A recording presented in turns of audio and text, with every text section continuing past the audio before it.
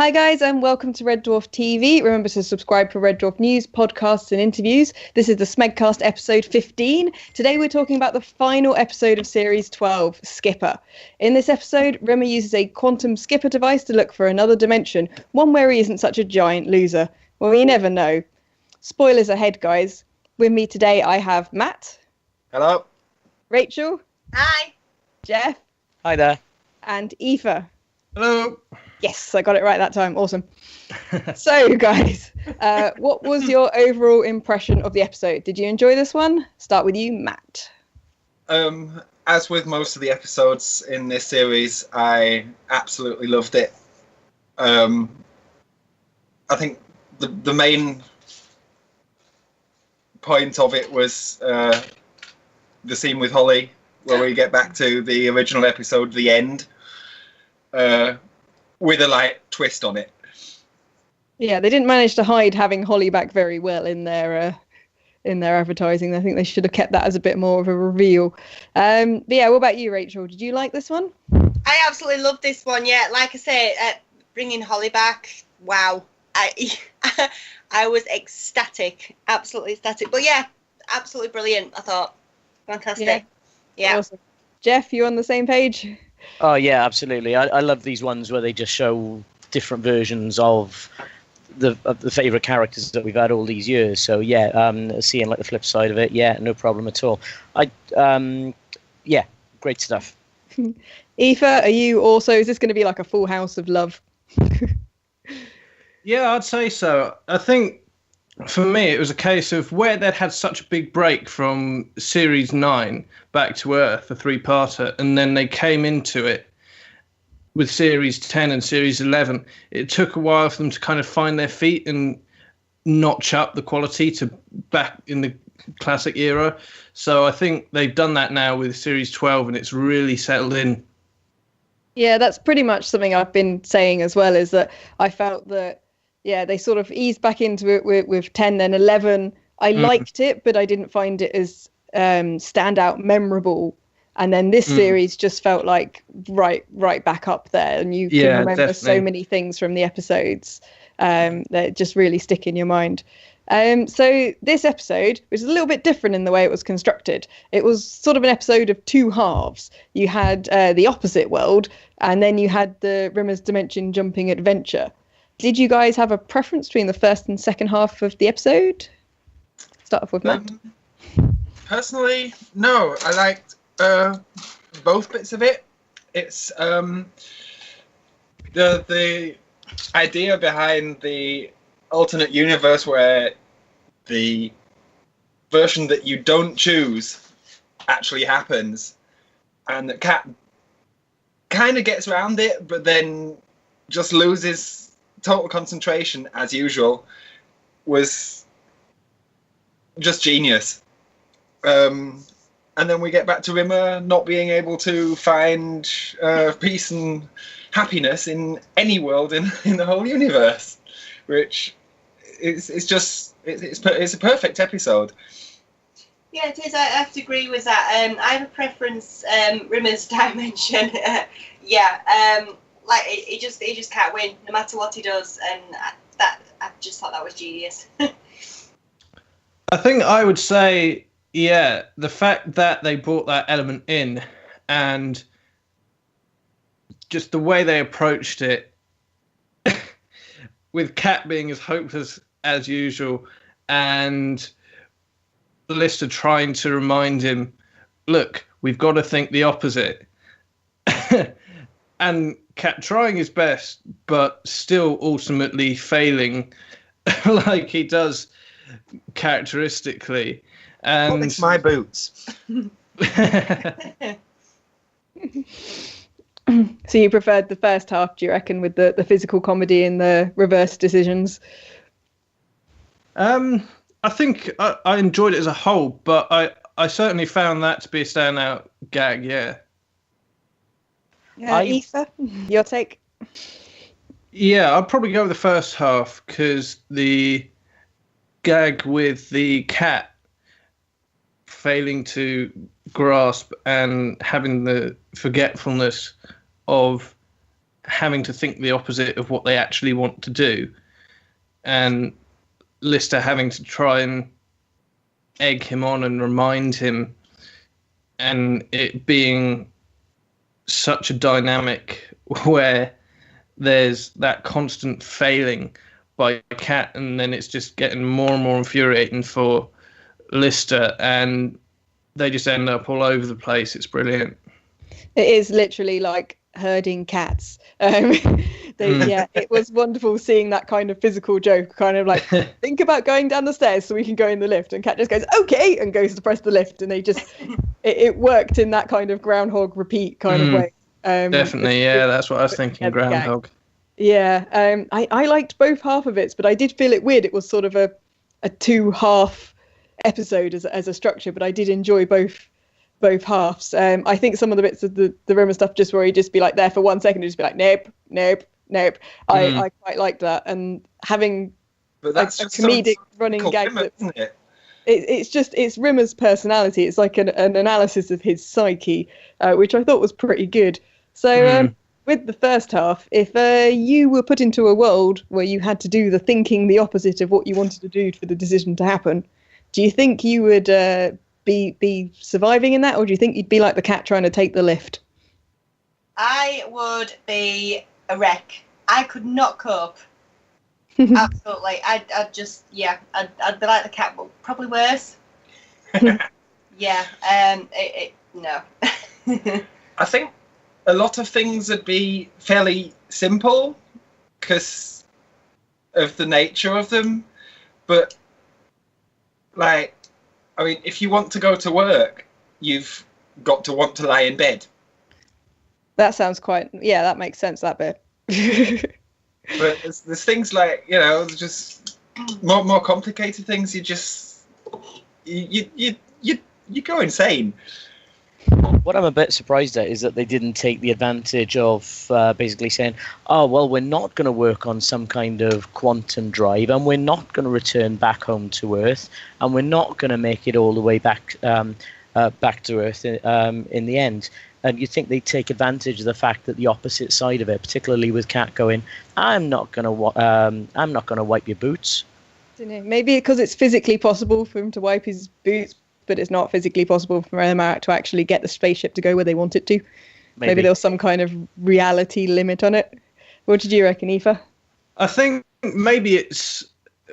I mean, if I were doing the series myself and producing it or directing it, I would try and approach it as trying to make all the series while it's the original cast, with the idea that they are getting progressively closer to getting to Earth, but they are taking the scenic route in a way. And then when they are getting to an age where they either want to retire or where they're going to need to pass the mantle on to someone else, I think they would need to have that final series with the original cast as the one where they return to Earth, and then create some story from that to bring in new characters. They wanted to continue it on. Jim and Bexley. Doing that comedy. Yeah, something like that. Jim Bexley, maybe Rimmer's brother or his arch rival at Space College, or bunkmate from IO House, someone like that. And then maybe Abel for Crichton, and for Cat, who knows? Maybe Dog from the parallel universe from, I think it was either series 2 or 3. Or the rat. Yeah, that was a good gag, the rat gag.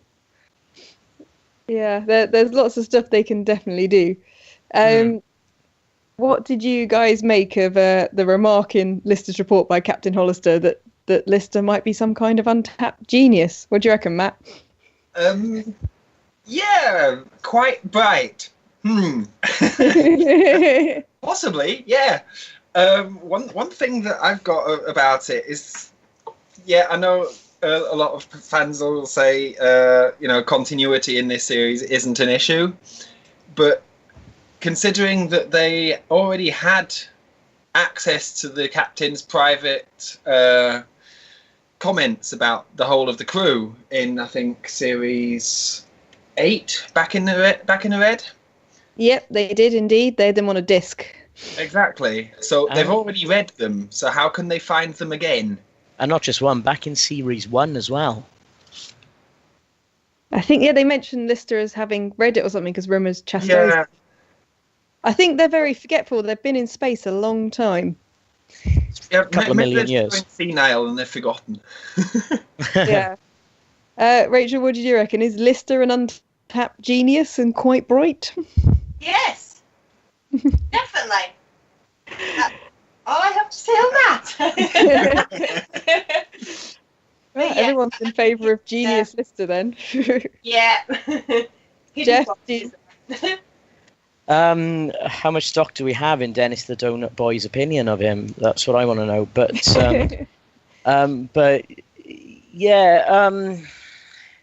there's obviously all this thing since the beginning. I mean, okay, I know it was the virtual reality, but the whole, is he God? Is he going to jumpstart the Big Bang, etc., etc.? And now we've got an untapped genius side of it as well. And we know obviously the alternative version of him was Skipper, ironically. Because he was the Ace's mechanic, wasn't he? Yeah. Yeah. Aøife, do you think Lister's secretly a genius but just too lazy? I think, personally, I'd say probably not, because, like has been said already, the fact that he's been so average throughout the whole history of Red Dwarf, and the fact that he has never sort of progressed past that would lead me to think it's more likely that maybe during the Series 8, when Captain Holister had to go to the hole, he probably, the way I see it, is he probably ended up updating Lister's report in that current state of madness he had at that time and saying that Lister was an untapped genius. That's where I think it could come from. Right, so we've got several people that think Lister is actually quite smart but lazy, and then one person that thinks the only reason that would be written is due to complete and utter space madness. That's a good range of opinions. One other thing I was thinking of is one line that reminded me, and I'm wondering how much of a genius he actually is, and that's, what's an iguana? Yeah, definitely.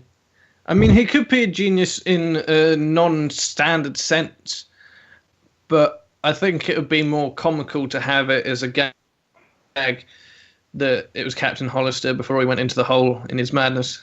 Yeah. Awesome. There's a lot of sort of nostalgia going on in these recent episodes. Did you notice in this episode that, as well as getting in some old classic cast members and so forth, they also used some of the much older series' music and some shots of the old model ship's exterior as well? Yeah, the cuts between the alternate universes when Rimmer's jumping backwards and forwards. It's not noticeable if you're not, if you haven't seen every episode 50 million times. Which I'm guessing you have then. Maybe. Maybe. Rachel, have you seen it 50 million times? No. So he notices and I go, oh! But I mean, the whole episode, bringing back, we've got Captain Holister, we've got Hully, we've got, I'm not sure, I can't remember whether one of the original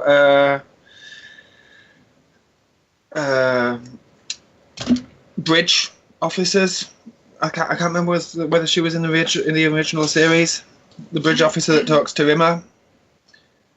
But bringing all of them back, and then it's not exactly sneaky with the music. I mean, you do notice it. But then the outside shots of Red Dwarf when he's jumping around, it's nice. It does take you back. Yeah, Geoff, were you filled with nostalgia for the old classic models as well? It's funny you mention it because when we got to that bit as they were jumping round, I noticed. Oh, hang on a minute, it feels very Series 1, Series 2 in music and model shots, and it looks like they've completely done away from the look of the ship that they had for Series 8 after the nanobots rebuilt it. But I definitely felt a bit of nostalgia, particularly then when you saw Rimmer in his old uniform as well. Yeah. Cool. Were you enamoured with the old music, Aøife? Yeah, I think it was a great touch because, like you said, the nostalgia, just bringing it back to the heyday of it and what started it all off. So for the viewers who were there when the actual classic series were happening, to have that amount of reference back to that time, I think is just a great way to boost the meaning and the connection with Series 12. So, yeah, I think it really worked. Yeah, it tied it up quite nicely for me as well as a final episode to sort of have that kind of full circle feeling. And I personally, I'm not a fan of the CGI stuff.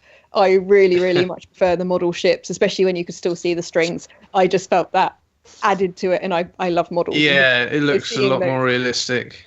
It's just, it feels more, homely's the wrong word, but it feels more, it reminds me of my childhood as well. It's sort of got a bit of that Thunderbirds almost kind of feel with spaceships. Well, purity in a sense. Yeah, that's where Dwarf came from. It came from being a budget series, of having virtually no budget, and actually, becoming cult. And yeah, well, it was mostly filmed in the lighting gantries at the BBC to start with. Yeah, and then you go to CGI and having high-tech effects, and it just didn't fit. When you're saying about Thunderbirds as well, wasn't it originally the same guy that worked on the model shots for Red Dwarf that used to work on the model shots for Thunderbirds? Because even though you could obviously see all the strings on the puppet, you look at the ship shots in Thunderbirds and Stingray and programs like that, you could never see the strings. I didn't know it was the same guy, but that would be awesome. I can't remember his name off the top of my head, though. No, me neither. But nevertheless, utterly genius. And that explains why it reminded me so much of my childhood and Thunderbirds. I feel totally legitimized in thinking that now. If I was actually correct by accident, that's awesome. I think I know the answer to this next question from everything that's been said so far. But how much exactly did everyone enjoy seeing Norman Lovett return as Holly? And what did you think of Rimmer's double take reaction when he saw him? Well, I mean, Chris Barry as an actor is brilliant anyway, but the comic timing on that double take was absolutely perfect. Hi, Holly. Walk past. It takes him a couple of yards to actually realise what he's just said before turning around and coming back. It's just absolutely on the dot. Yeah, same for you, Rach? Yes, oh yes. Definitely same for me, but I absolutely love seeing Holly again. That was just so amazing. But I knew that was going to happen. You know it's going to happen in like last episode type of thing. Yeah, so. It was leaked that Norman Lovett was going to come back for one episode in this series, and as we hadn't seen him in the rest of the 5, it had to be in the last one, yeah. He's come back all the time.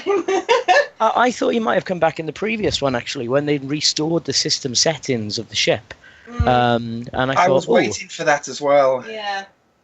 I think that would have been a nice way of reintroducing him if they'd wanted to do it permanently. I think they've done it this way because they're not sure what they're going to do with bringing him back, or maybe he's got other commitments and things. They're shooting the next series soon, so hopefully, fingers crossed, they will start sneaking information he might be in it again. What did you reckon, Aøife? What did you think of Chris Barry's double take? I think that was probably the highlight of the episode for me. I mean, yeah, like people said, you could tell it was coming because the trailers right on from early on were showing that scene with Norman Lovett. And yeah, okay, you can work out from that he is going to be there. And some people are going to find that upsetting. They'd rather it be a surprise. But I found it myself more enjoyable because then you know you're going to get something that is that fantastic and that iconic. And the longer you go on through each episode of the series, the more certain you are that it's going to be the next episode or so on. And then when you get to the end and it just comes in during a fantastic sequence like that was. And as has been said before, when Rimmer walks past, just acts as if it's normal when he's actively switching between these worlds. So you'd think he's on the ball and it just happens. And then he stops after a while and then he's like, what? that just, yeah. And like it has been said, it is perfect timing and Chris is a wonderful actor and they just nailed that so well. Yeah, it was the little gift, I think, for everyone at the end of the series. Maybe that's why they put it in the trailers, because I thought they should have kept it as a surprise, but I guess they probably just couldn't. And I guess they just made us wait till the end so we could have it as our little present for believing in Red Dwarf for so long and watching another series through with them. And it was great. And there were so many awesome Rimmer bits in this. Who has a favourite Rimmer alternate world? Anyone like Rat World, for example? How about you, Matt? Are you voting for Cat replaced with Rat? No. But personally, I like the take on the other characters. And while I suppose it was probably meant to be like that, I thought the Rat was a bit over the top. having Cat as Rat is a good idea, but then actually putting him in a costume that their species hasn't evolved any further than they already are. Well, just ginormous. Yeah. And I think that's slightly evolved. Or you've got some big rats where you live. They've evolved to human size.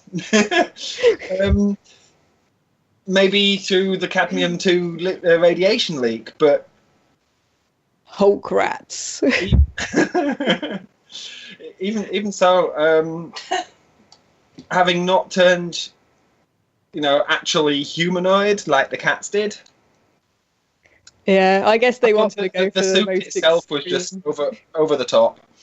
And no holy war as well. So what were the rest of them doing on the ship?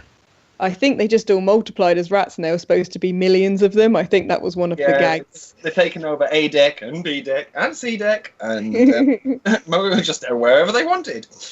What about you, Rach? Which was your favourite world? Mine has to be the one where Rimmer seemingly gets all that he wants, the wife, the kids, the authority, and then suddenly guess who's there? And it's like... Captain Lister! Yes! And he's just like, nope. Yeah, I absolutely loved that. I thought that was brilliant. The way they've done that, and Lister's just there, just so chilled back, not really caring, and it's like, I can't physically do this. I can't live here. Yeah, I thought that was genius. That was pretty good. Yeah. The other thing as well, it wasn't just Captain Lister, but obviously no Crichton, no Cat. They wouldn't have come aboard. Yeah. Yeah. And Cat wouldn't have evolved. Yeah. Did you have a favourite of the Rimmer alternate worlds, Geoff? Ironically, it is that last one. Same one again. Yeah, same one again. I did notice they did a good job in reproducing the captain's office as well, going back to the nostalgia thing from earlier. But I thought, they've rebuilt the office and they rebuilt the bunk room as well. Yes, they had it preserved, didn't they? Yeah. So, definitely that one would have been my favourite. And I completely don't get why Rimmer just didn't want to say, Lister's captain, but I'm home. But, Aøife, did you have a favourite world?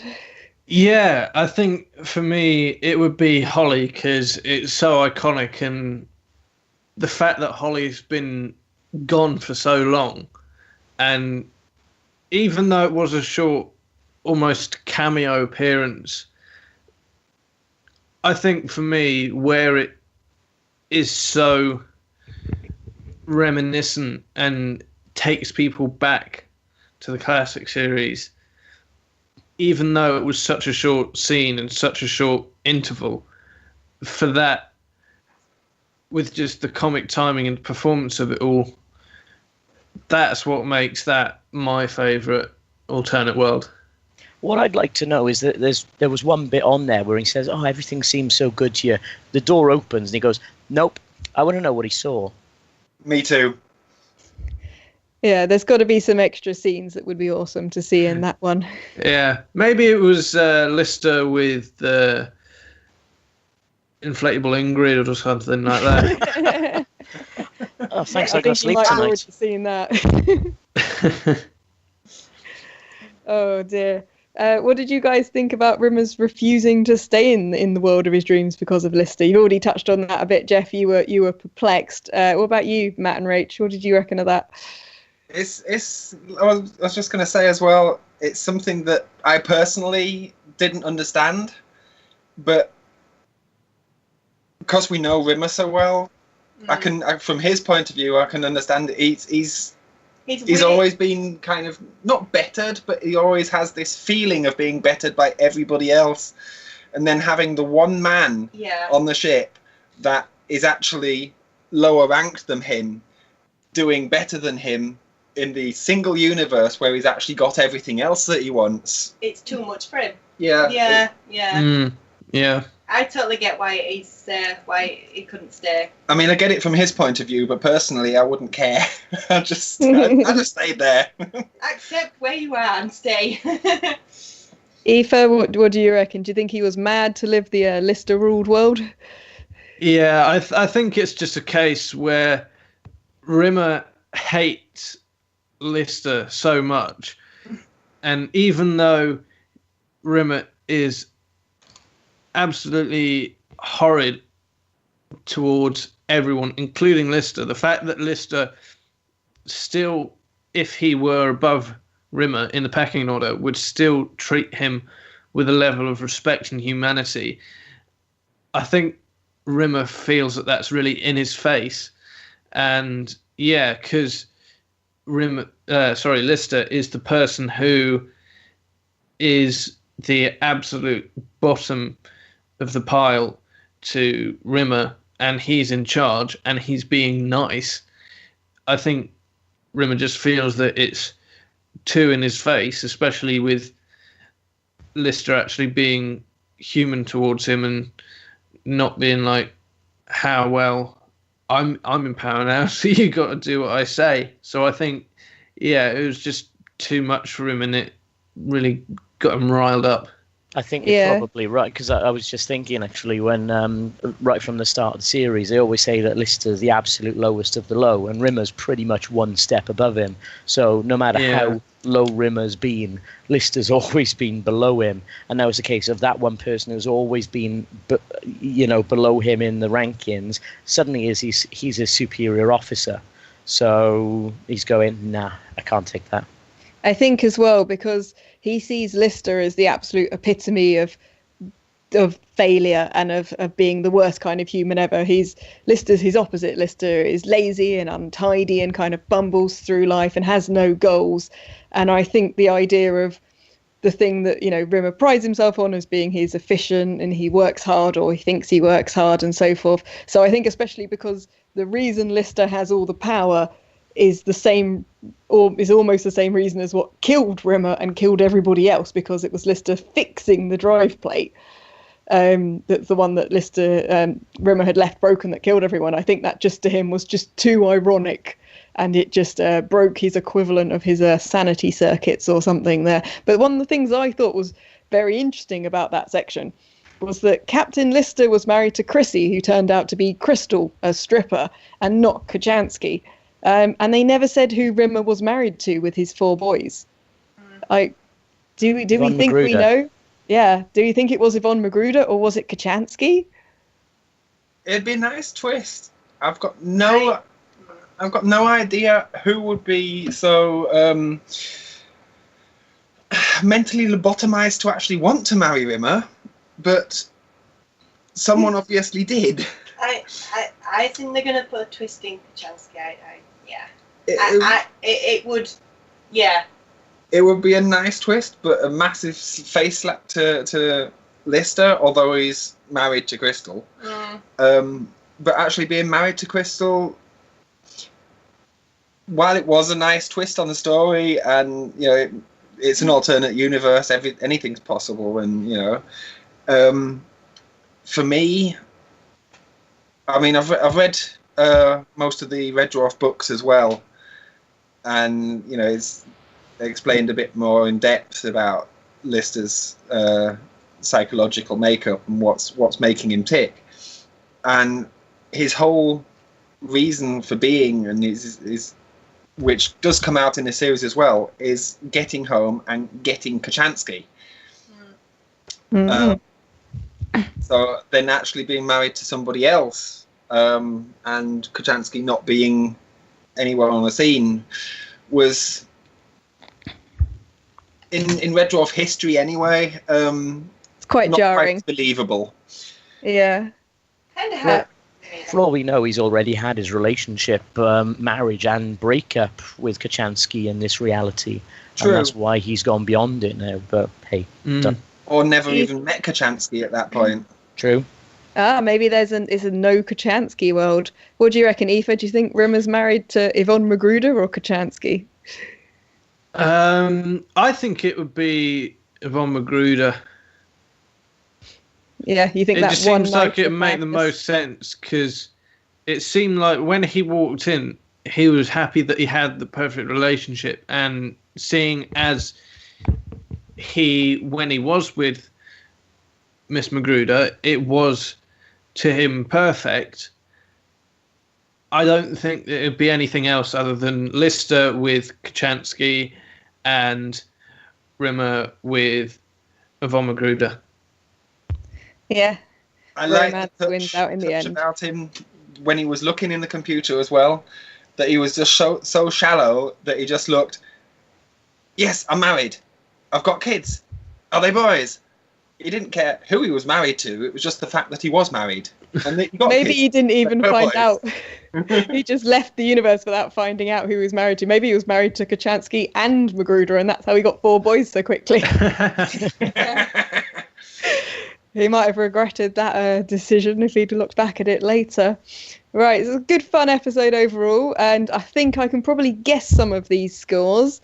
But if you had to give it out at 5 stars, with 5 being Ace and 1 being wearing some of Lister's old socks, what would you give Skipper? Well, I've given a couple of other episodes like 4.5, but Skipper's a straight 5. No hesitation there. Yeah, it's got to be a straight 5 from me as well. I'm going to give it a 5 as well. My only issue is that why didn't we get to see the dimension with Ace Rimmer?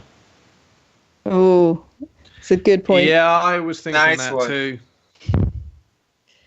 Yeah, so what would you give it out of 5, Aoife?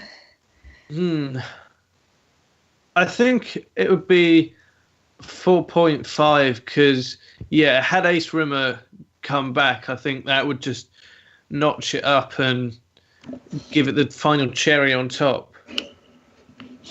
Yeah, But, I think very good job that they've done on it.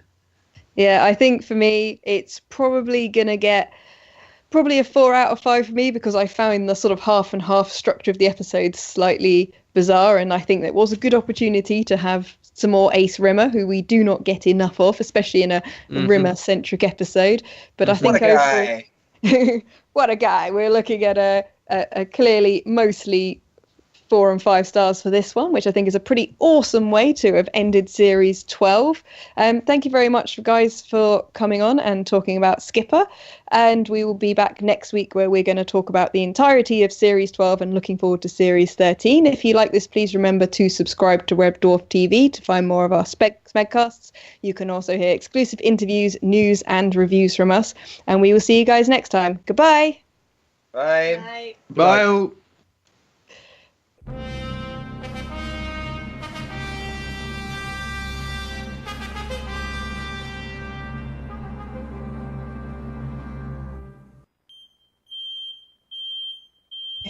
I had pancakes for dinner, so I Oh, don't need to be jealous of your waffles. Mine didn't set off a smoke alarm either.